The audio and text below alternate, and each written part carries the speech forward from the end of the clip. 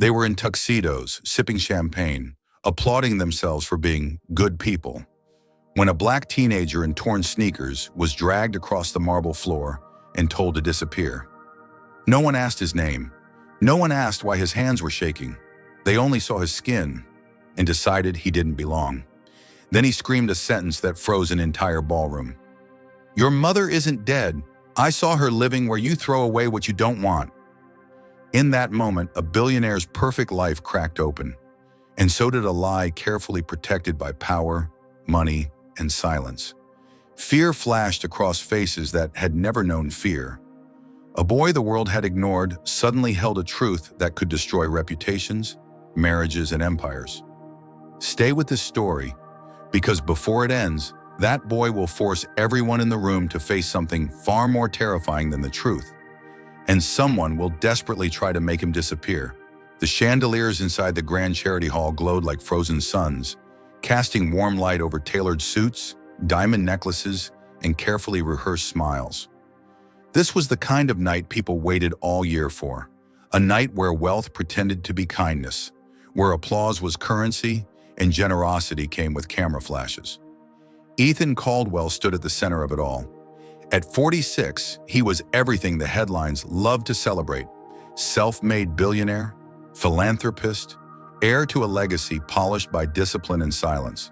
He spoke calmly at the podium, voice steady, words chosen to sound humble without ever shrinking his power. The audience listened, nodded, clapped at the right moments. Then the doors slammed open. The sound cut through the room like a gunshot. Every head turned. Security moved instantly, trained, aggressive, already annoyed. A teenage boy stood frozen in the doorway, breathing hard. His hoodie was too thin for the cold night outside. His sneakers were torn. His skin was dark against the marble and gold, and that alone made the room tense. "Hey, you can't be in here," someone shouted. The boy didn't flinch. His eyes were locked on Ethan. "I need him," the boy said, voice shaking but loud. "I need him." Security grabbed his arms. Rough, too rough. No one questioned it. No one ever did. "Get him out of here," a woman muttered. "This is disgusting." "Probably looking for money," another whispered. "They always are." The boy struggled once, then stopped. He lifted his chin. "Your mother is alive," he said. The room went silent. Ethan's speech died in his throat. "What did you say?" Ethan asked, though part of him already knew he'd heard correctly. "I said your mother is alive," the boy repeated. "I saw her. She lives in a place where people throw away what they don't want anymore." A ripple of disbelief spread through the crowd. Some laughed nervously. Others looked embarrassed. For the boy, or maybe for Ethan. Lydia Vaughn stepped forward, heels clicking sharply against the floor. She placed a hand on Ethan's arm, possessive and calm on the surface. "Ethan, please," she whispered. "This is clearly a scam. Don't engage." The boy's eyes flicked to her. Something dark passed through them. "I'm not lying," he said. "She told me to find you." Security tightened their grip. "That's enough," one guard snapped. "You're done." Ethan raised his hand. "Wait." The guard hesitated. Slowly, reluctantly, he loosened his grip. Ethan stepped down from the stage. Each step felt heavier than the last. "What's your name?" Ethan asked. The boy swallowed. "Isaiah Brooks." "How old are you?" 15. A journalist lifted a phone. A camera light blinked on. Isaiah reached into his pocket. Lydia stiffened. "Ethan, stop him." Isaiah pulled out a rosary. Old, worn, the gold dulled by years of touch. Ethan's breath caught so sharply it hurt. He knew that rosary. His mother used to keep it beside the piano. She'd pray before playing, fingers brushing the beads like muscle memory. No one else had ever been allowed to touch it. Isaiah stepped forward and placed it on the floor between them. "She dropped it once," Isaiah said softly. "The cross has a chip. Right here." Ethan knelt. He turned the cross over. There it was. The chip. The room didn't breathe. Lydia laughed, too quickly. "That proves nothing. Old jewelry looks the same everywhere." Isaiah met her eyes. "She plays the piano in her head when it's too loud around her," he said. "She said music keeps her from disappearing." Ethan's hands trembled. That was something only he knew. Only she knew. "Where did you see her?" Ethan asked. Isaiah hesitated. Security shifted again. The crowd leaned in, hungry now. "In the South Bronx," Isaiah said. "Near the old dump. She sleeps behind a fence because men watch her sometimes." Gasps, murmurs, discomfort. "That's insane," Lydia snapped. "Ethan, this is manipulation. He's using your grief." Isaiah flinched, not at the words but at the certainty behind them. He looked away, shoulders tightening, like someone used to not being believed. Ethan stood. "If anyone touches this kid again," he said calmly, "they answer to me." The guard stepped back.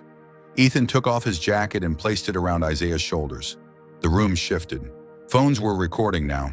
Some guests looked furious. Others looked ashamed. "You're hungry," Ethan said, not as a question. Isaiah nodded once. Ethan turned to the audience. "This event is over." Lydia's face went pale.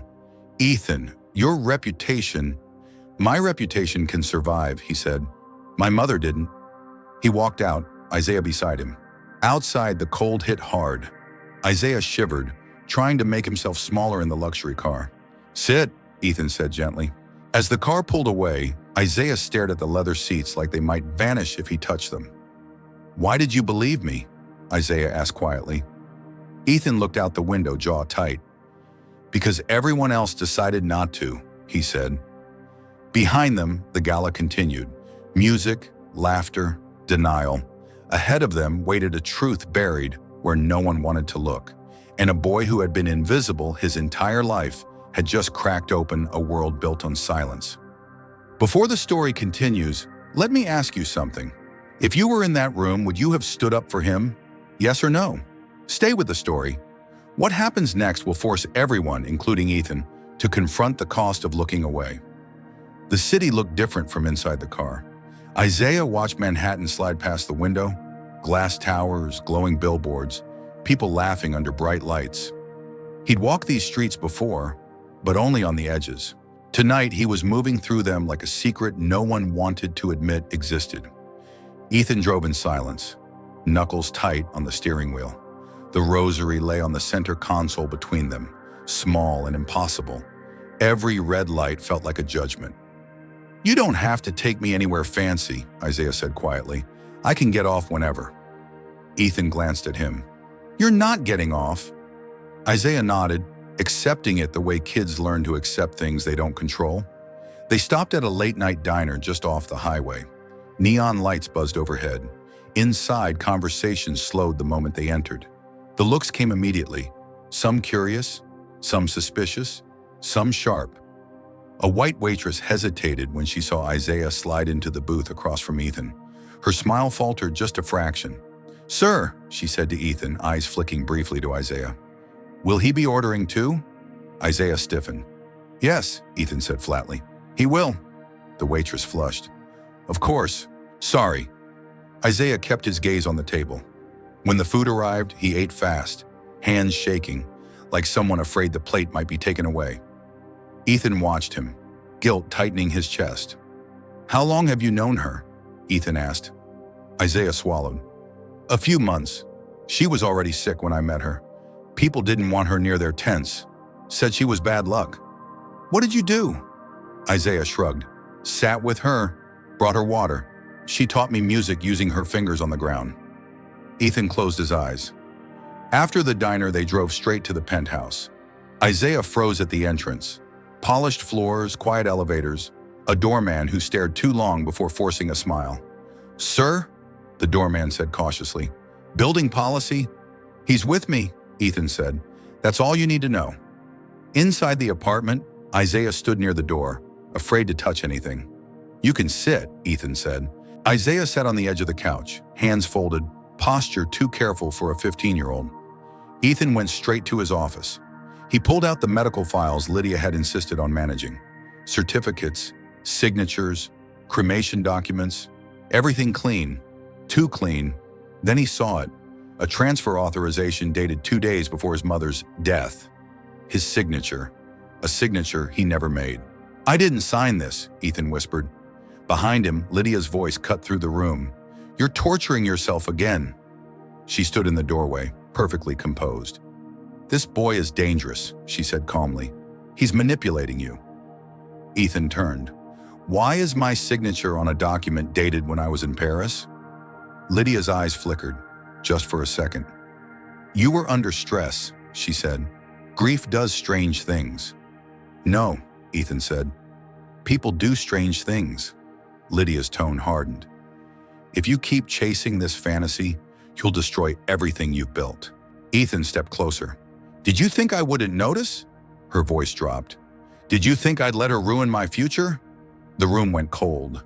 Isaiah watched from the hallway, heart pounding. He'd heard arguments like this before, the kind that ended with someone losing everything. Lydia stormed out. Minutes later, Ethan heard her on the phone, whispering urgently, "He knows something." "Yes, the boy. Get rid of everything." Ethan moved. He grabbed his keys and motioned Isaiah over. "We're leaving." "Where?" Isaiah asked. "To where she was," Ethan said. "To the truth." They drove south. The streets changed fast. Clean sidewalks giving way to cracked pavement. Lights dimming, buildings closing in. Isaiah guided him through back roads, past places most people pretended didn't exist. They reached the abandoned dump near the South Bronx just as dawn threatened the sky. The smell hit first, then the people.